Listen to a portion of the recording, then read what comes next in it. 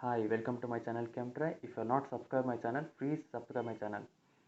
So in the last video we have discussed about what are positional isomers and functional isomers with some of the examples. So in this video we will be discussing about what are metamerism and keto-enol tautomerism. So what is metamerism?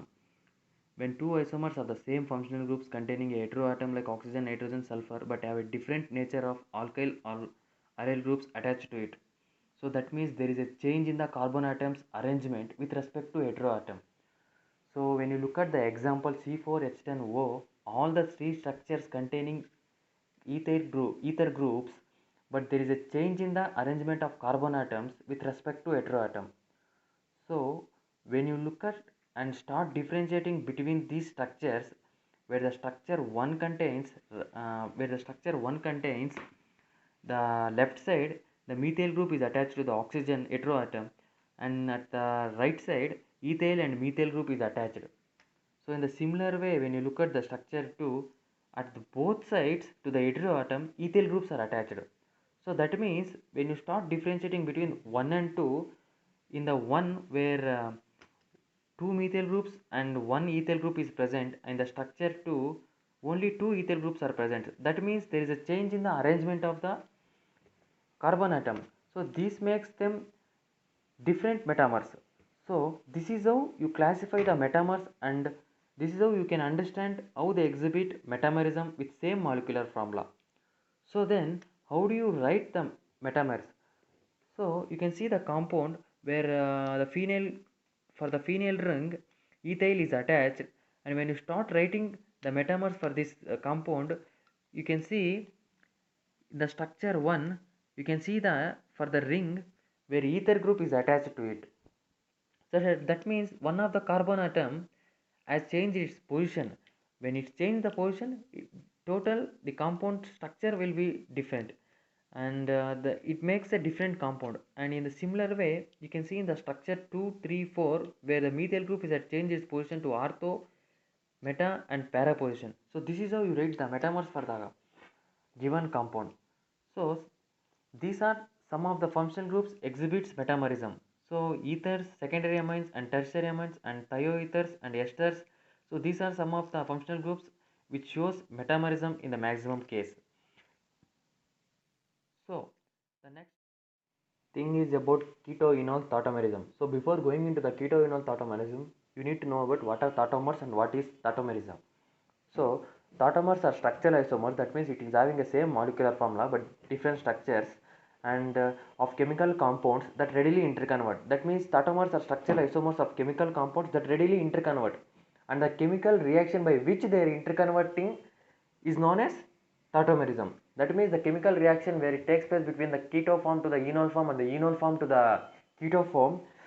So this chemical reaction is taking place is known as tautomerism. So what is keto-enol tautomerism? Like, it is a chemical equilibrium between a keto form and an enol form where the interconversion of two forms involves the movement of an alpha hydrogen and shifting of bonding electrons. That means from keto form to enol form, when conversion is taking place, there will be the shifting of alpha hydrogen and shift in the bonding electrons from keto form to the enol form and the enol form back to the keto form. So this is keto-enol tautomerism. So let me take an example and explain it. So you can see the acetone where the keto form it is converting into the alcohol form. So you can clearly see where the alpha hydrogen is shifting its bond towards the carbon, and there is a shift in the bond between carbon and oxygen to form the alcohol group, where it is going to give like enol form. So and and in the same way enol again it shift again it gives the gives up hydrogen towards the carbon atom, and again the bond shifting takes place and it again forms the keto form. So this is how the alpha hydrogen and the shifting of bonds takes place in the keto-enol tautomerism. So this is how you can understand how the keto-enol tautomerism takes place.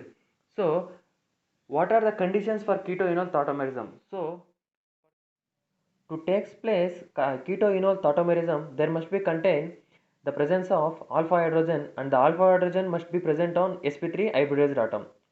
So when you look at the structures like enol form, ketone form and enol form, so ketone form is more stable and forms a more product than enol form. So this is because so carbon oxygen double bond is significantly stronger than the carbon carbon double bond. So based on electronegativity and its dipole moment also it depends upon it. This is the reason why keto form is more stable than the enol form. So you can see some of the examples of keto enol tautomerism. So in the structure 1 and 2 and 3 I have clearly mentioned the bond shifting between the carbonyl groups and how the hydrogen is shifting towards the oxygen to form the alcohol group, that means enol group, and to and to from enol group back to the keto form, how the bond shifting is taking place. I have mentioned clearly about it in by showing the arrow mark. So with this, in this video I have discussed about what is metamerism with some examples, and what is keto enol tautomerism and how the keto enol tautomerism is taking place. So in the coming video we will be discussing about more isomerism, other isomerisms also. Thank you for watching my video. If you have any doubts please comment. So don't forget to subscribe my channel. So thank you.